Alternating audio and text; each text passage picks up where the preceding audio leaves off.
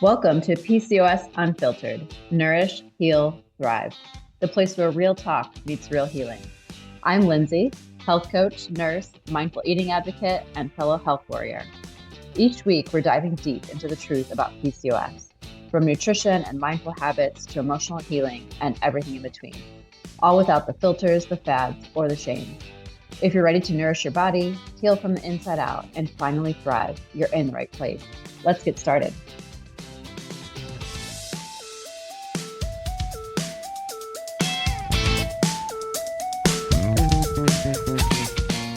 Welcome.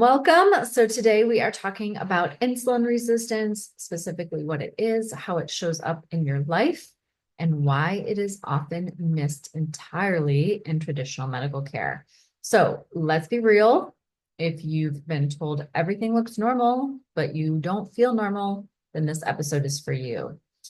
So let's start at the beginning. What exactly is insulin? You might be asking. So it is a hormone that your body makes in response to food, specifically when you eat carbs.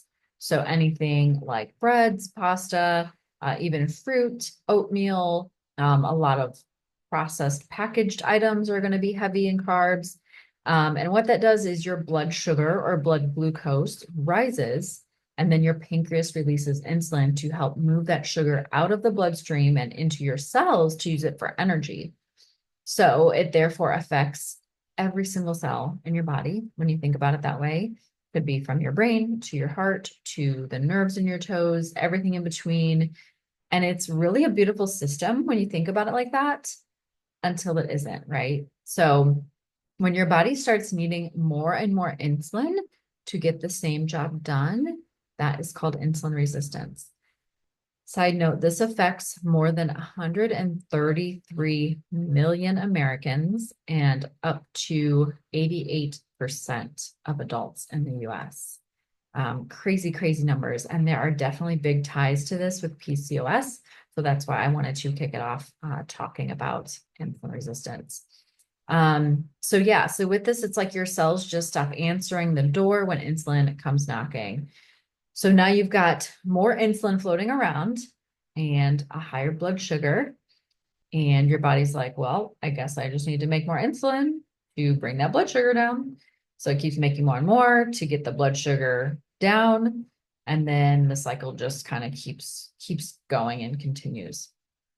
So most people think about insulin resistance as just blood sugar. It's just related to blood sugar. But insulin plays such a big role. It is involved, I already kind of talked a little bit, but breaking it down, fat storage, hunger and satiety signals, ovulation, and hormone regulation. Yes, that's a big key one there. Inflammation and immune response, energy in the brain, energy in the ears or hearing, your heart size, blood pressure, bone growth, nerve growth, muscle growth, and then glucose storage and fat production in the liver as well, which you may have even been told that you have something called non-alcoholic fatty liver disease. And that can be tied to insulin resistance as well. And that can be a precursor. So if you've ever felt like your hunger is always turned on, you're always hungry, your PMS is intense, or your period has disappeared, then yes, insulin could be part of the problem. The unfortunate thing here is that most doctors don't connect the dots. They see symptoms in isolation. They're taught to see symptoms that way, unfortunately, because if you think about it, we have specialists for all these different symptoms, right? You go to your gynecologist for this, you go to a GI doctor for that. But they're not talking to each other. The physicians aren't talking to each other. And they're also just not taught to look at the big picture, even when you go see the specialist. So that big picture is, could insulin be at the center of all of this? There is the silent struggle here. So insulin resistance can be happening for years before your blood sugar ever looks abnormal. A lot of the times doctors run a basic fasting glucose or an A1C. Those are probably fine. And then they say you're fine. But inside, you know that the struggle is real. You know that something is going on. And so here's where PCOS, comes in. So for women with PCOS, it's even more common. It's estimated that about 70% of women with PCOS deal with insulin resistance. And this can be what's driving weight gain, cravings, irregular periods, fatigue, inflammation, that whole roller coaster, right? So the unfortunate thing is that very few providers take the time to explain this or test for it early. So tell me if this sounds familiar, because this is a lot of times how it plays out. So you might kind of have like a phase one with just subtle changes. For example, feeling tired after meals, maybe some strong cravings, clothes are starting to feel a little tighter. And then phase two is where that scale doesn't budge. So you've noticed that you've gained some weight, you're trying diets, you're counting calories, restricting, whatever it might be, you're working out. And then even working out is hard because your energy is really dropped and you're not getting enough sleep. And you're just noticing the scale's not moving. And then you kind of go into this hormonal chaos. So your periods go missing. You might develop acne, hair loss, facial hair, mood swings. And then this is the final phase where your blood sugar finally changes. So your labs flag a high glucose, an elevated A1C, maybe even a high cholesterol, but the symptoms have been around for years when you think about it. So you don't have to wait for things to get bad enough to take action. That's the good news here.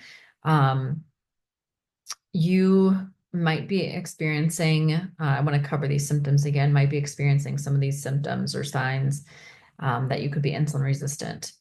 So belly fat that won't budge, feeling tired or foggy after meals, maybe hangry or shaky when you miss meals. Maybe you go into a really dark place if you miss a meal.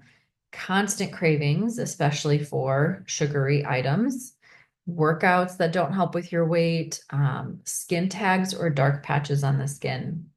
That is a really big one. I teach my clients that the skin is the largest organ of the body. Maybe you know this, maybe you don't, but the skin tells so much. And it gets missed because like things like that, we don't really associate with what is going on inside our bodies. So yeah, so skin tags and dark patches can also be a sign.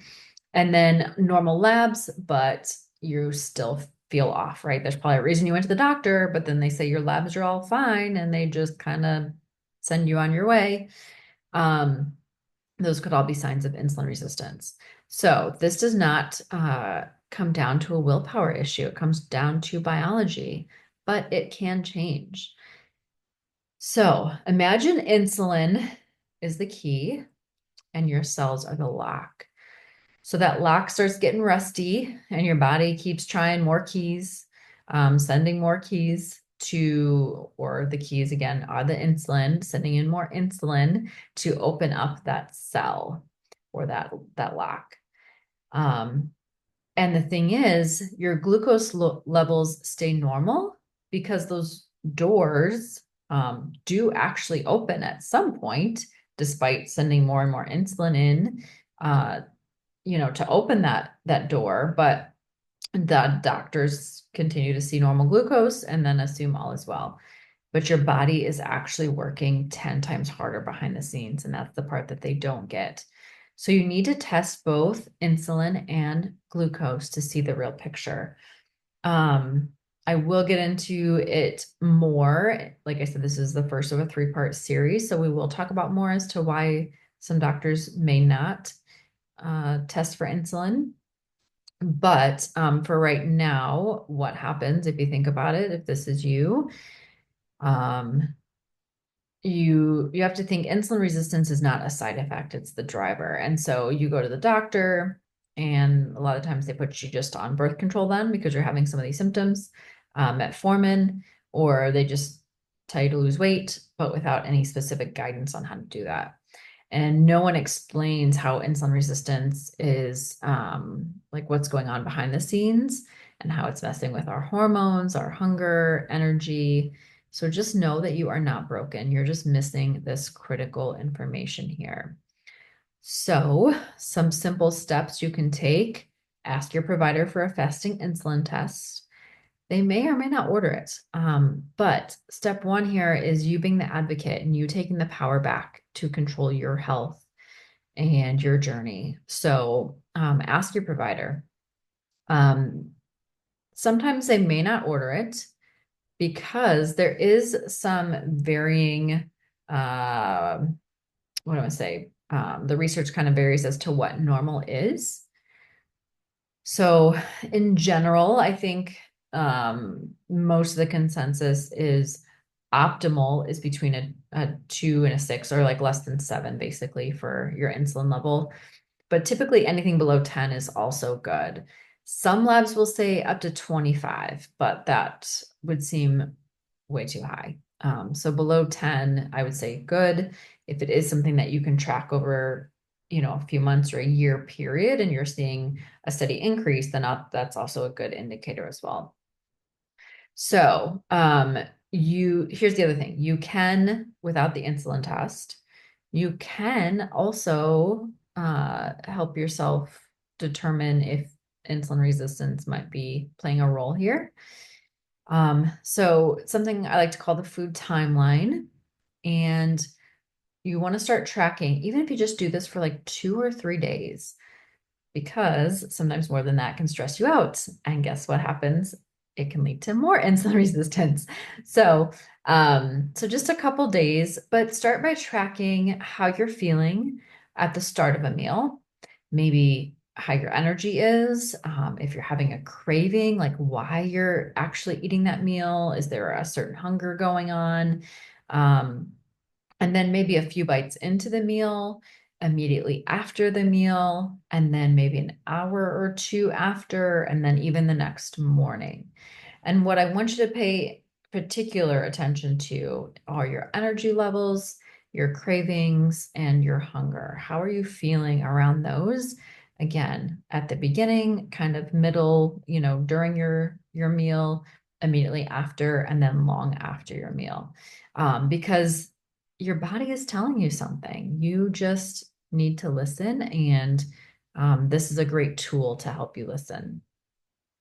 So I'm going to stop there. Again, this is the first of a 3-part series about insulin resistance. So today we broke down what it really is, how it shows up, and why it matters way before your blood sugar ever does. So next week in part 2, we are diving into what causes insulin resistance, because it's not just about sugar. There are root causes hiding, like stress, your sleep, your environment, and even your past diets. So hopefully you enjoyed this today, and I will see you very soon. Thanks for tuning in to another episode of PCOS Unfiltered. If today's episode spoke to you, be sure to subscribe so you don't miss a thing. And if you loved it, a quick review would mean the world to me. Remember, healing is a journey, not a destination, and you deserve to feel empowered every step of the way. Until next time, nourish your body, heal your heart, and thrive like the boss you are.